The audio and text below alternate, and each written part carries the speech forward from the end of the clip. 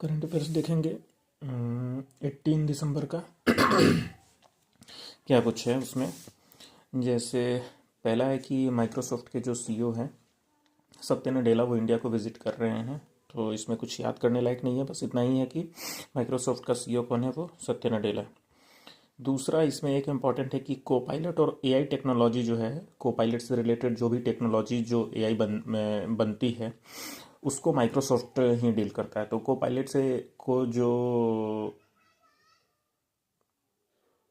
बनाया है या फिर कोपायलट जिससे रिलेटेड है वो माइक्रोसॉफ्ट से रिलेटेड है। ये क्वेश्चन जो है आरआरबी में आया हुआ था और हमने इसको जल्दी जल्दी में गलत करके आया था, तो इसलिए इसको याद रखना है कि कोपायलट रिलेटेड एआई टेक्नोलॉजी जितनी भी जो भी है वो कौन बनाती है, माइक्रोसॉफ्ट बनाती है।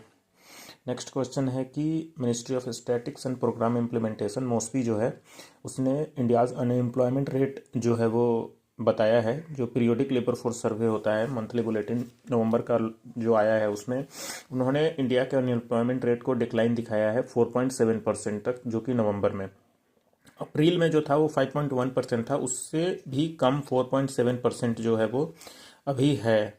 तो अनएम्प्लॉयमेंट रेट जो काउंट होता है वो पर्सन 15 और उसके एज के एबव यानी 15 साल और उसके ऊपर जो भी लोग हैं जो काम करने के इच्छुक हैं उनके लिए अनएम्प्लॉयमेंट रेट उस एज के कैटेगरी के लोगों के लिए निकलता है। और अभी नवंबर का जो पीरियोडिक लेबर फोर्स सर्वे मॉस्पी के द्वारा जो निकाला गया है अनएम्प्लॉयमेंट रेट वो डिक्लाइन में है 4.7% अभी का जो है वो दिखा रहा है। अगर बात करें ओवरऑल 4.7% है, रूरल 3.9 है और अर्बन जो है वो 6.5% है अनएम्प्लॉयमेंट रेट।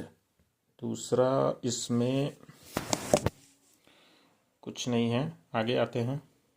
आगे ये जो है वो ICRINTA मतलब Indian council of agriculture research और Argentina national institute of agriculture research, तो इंडिया और अर्जेंटीना की दोनों की जो एग्रीकल्चर रिसर्च टीम है दोनों ने एक वर्क प्लान किया है, एक एक तरीके की MOU की है दोनों ने कि एग्रीकल्चर सेक्टर में जो है हम कोलेबोरेशन करके और उसको स्ट्रेंथन करें दोनों तरफ। मतलब इंडिया और अर्जेंटीना ने एग्रीकल्चर रिलेटेड कुछ MOU करी है जिससे उनका एग्रीकल्चर कोऑपरेशन, रिसर्च और टेक्नोलॉजी एक्सचेंज, कैपेसिटी बिल्डिंग ये सब जो है वो बढ़ सके। तो इसमें याद करने के लिए बस यही है कि दोनों की एग्रीकल्चर जो भी ऑर्गेनाइजेशंस है इंडिया और अर्जेंटीना की, वो एग्रीकल्चर को स्ट्रेंथ करने के लिए दोनों ने कोलेबोरेशन करी है। नेक्स्ट अगर ICR की बात करें तो ICR जो है एक ऑटोनोमस ऑर्गेनाइजेशन है जो मिनिस्ट्री ऑफ एग्रीकल्चर और फार्मर वेलफेयर ऑर्गेनाइजेशन के अंदर आती है। तो ICR किस मिनिस्ट्री के अंदर आती है, मिनिस्ट्री ऑफ एग्रीकल्चर के अंदर आती है। नेक्स्ट अगर बात करें तो national highway authority of India ने India's first wildlife safe road जो है वो बनाया है वाइल्ड लाइफ में जो भी एनिमल्स जानवर रहते हैं उनके लिए, जो कि NH45 में है मध्य प्रदेश में। वो एक वीडियो अभी चल रही है जिसमें रेड लाइनिंग टाइप का जो है वो कुछ जल रहा है रोड पे, तो सेम वही चीज़ है।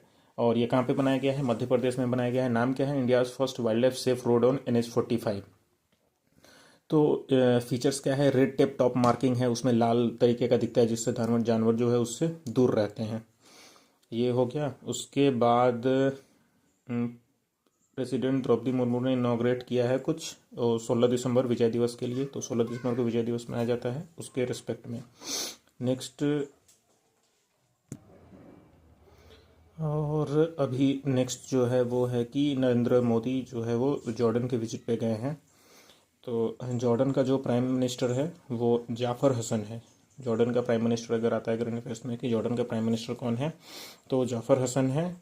और कुछ काम इन्होंने वहाँ पे किया है वो हमारे उसमें काम का नहीं है।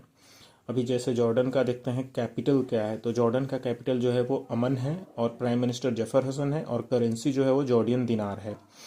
तो ये चीज़ें याद रखने लायक है कि जॉर्डन का जो कैपिटल है वो अमन है, जॉर्डन का कैपिटल अमन है और करेंसी जो है वो जॉर्डियन दिनार है और वहाँ का जो प्राइम मिनिस्टर है वो जफर हसन है।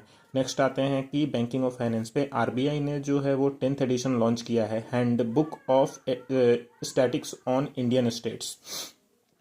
ये सीधा आ सकता है कि जो एडिशन है handbook of statics on Indian states जो है वो कौन रिलीज करता है, तो ये RBI रिलीज करती है। इंडियन स्टेट के बारे में जो भी स्टैटिक्स है देने का काम जो है इसमें इस बुक में किया जाता है। तो ये है। नेक्स्ट अगर बात करें तो एसबीआई ने जो है वो साइन किया है के एफ डब्ल्यू जो है एक डेवलपमेंट बैंक है जर्मनी का। तो एसबीआई बैंक ने इंडिया एसबीआई जो है इंडियन बैंक है, जो के एफ डब्ल्यू डेवलपमेंट बैंक जो कि जर्मनी में है उससे 150 मिलियन यूरो का एक क्लाइमेट प्रोजेक्ट जो है साइन किया है। तो अगर बाई चांस मानो कि क्वेश्चन क्या आता है कि अभी हाल ही में एसबीआई ने क्लाइमेट प्रोजेक्ट जो है किस कंट्री की बैंक के साथ जो है वो साइन किया है, तो के एफ डब्ल्यू बैंक जर्मनी, के F W development bank Germany के साथ जो है इन्होंने साइन किया है। तो इस तरीके से इसका आंसर बनेगा। अभी नेक्स्ट अगर बात करें तो इलॉन मस्क जो है वो फर्स्ट पर्सन बन गया है जो 600 बिलियन नेटवर्थ जो है वो हिट किया है। तो फोर्ब्स मैगजीन ने बताया कि इलॉन मस्क अभी हाल ही में जो सीईओ हैं स्पेसएक्स और टेस्ला के, वो फर्स्ट पर्सन बन गए हैं जो कि 600 billion US dollar net worth hit किया है। अगर बात करें कि स्पेसएक्स में जो स्टेक है वो इलॉन मस्क का कितना है, तो वो 42% है। नेक्स्ट न्यूज़ की अगर बात करें तो जय जाधव जो है वो फर्स्ट वुमेन ऑफिसर बनी है, फीमेल है जय जाधव, साई जाधव जो है वो फर्स्ट वुमेन ऑफिसर बनी है जो आईएमए इंडियन मिलिट्री एकेडमी से पास आउट है। 93 साल का जो है रिकॉर्ड ब्रेक हुआ है। मतलब पहले जो इंडियन मिलिट्री एकेडमी में जो लोग जाते थे वो सिर्फ मेन ही जाते थे, मेल मेंबर जाते थे, लेकिन ये फर्स्ट टाइम हुआ है कि जब फीमेल मेंबर को जो है वहाँ पे एंट्री मिली है। तो 2022 में इंडियन नेशनल डिफेंस एकेडमी ने 2022 में फर्स्ट वुमेन बैच को ट्रेन किया है, जो कि 8 वुमेन ऑफिसर्स को ट्रेनिंग में गई थी, जिससे पहले ही जो वुमेन निकली है पास आउट होके वो साई जाधव है जो कि महाराष्ट्र से है। तो उनको कमीशन किया गया है lieutenant in territorial army, first women from IMA to join territorial army. ये फर्स्ट वुमेन है जो टेरिटोरियल आर्मी को ज्वाइन करी है, लेफ्टिनेंट है। अगर बात करें कि इंडियन मिलिट्री एकेडमी का जो इस्टेब्लिशमेंट हुआ था वो कब हुआ था इंडियन मिलिट्री एकेडमी का, तो 1932 में इंडियन मिलिट्री एकेडमी का इस्टेब्लिशमेंट हुआ था। हेडक्वार्टर की अगर बात करें तो आईएमए का हेडक्वार्टर जो है वो देहरादून उत्तराखंड में है। और अभी अगर कमांडेंट जो बात करें वो नगेंद्र सिंह इसके कमांडेंट हैं। तो normal Indian military academy 1932 Uttarakhand में इसका हेडक्वार्टर है, इतना याद रखना था। नेक्स्ट अगर आते हैं साइंस एंड टेक में, अगर एक क्वेश्चन है इंडियन नेवी के रिलेटेड कि इंडियन नेवी ने जो है India's first indigenous design diving support craft DSC A20 जो है वो कोच्चि केरला में लॉन्च किया है।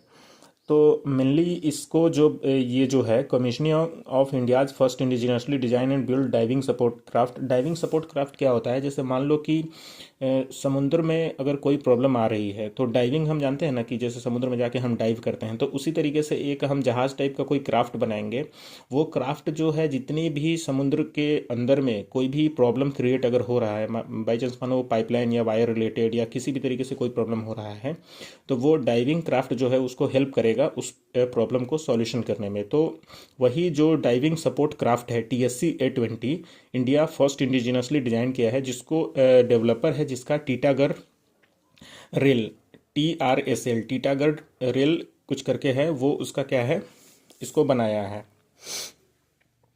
Titagarh rail system limited TRSL Kolkata West Bengal का है जो इसको बनाया है। ये मिनिस्ट्री ऑफ डिफेंस के अंदर में आता है। तो नॉर्मली जो इससे बनाने के लिए इसको कहा गया है 5 DSC सिस्टम बनाने के लिए कहा गया है। तो पाँचों का ये पहला है। A20 जो है DSC ये पहला है, 5 उसको बनाने के लिए कहा गया है जो ये TRSL ही बनाएगा। टीटागढ़ रेल सिस्टम लिमिटेड जो वेस्ट बंगाल में हेडक्वार्टर है, 1997 में ये बना है टीटागढ़ रेल सिस्टम। तो उसको 5 जो है डाइविंग सपोर्ट क्राफ्ट बनाने के लिए बोला गया है। ये DSC A20 पहला है। नेक्स्ट अगर बात करें तो वेटरन जर्नलिस्ट और पद्मश्री अवार्डी प्रफुल्ल गोविंदा बारुआ जो है उनकी डेथ हो गई है। ये क्या थे, जर्नलिस्ट थे और पद्मश्री अवार्डी थे, आसाम से बिलोंग करते थे। बस यही है, आज कुछ खास नहीं है।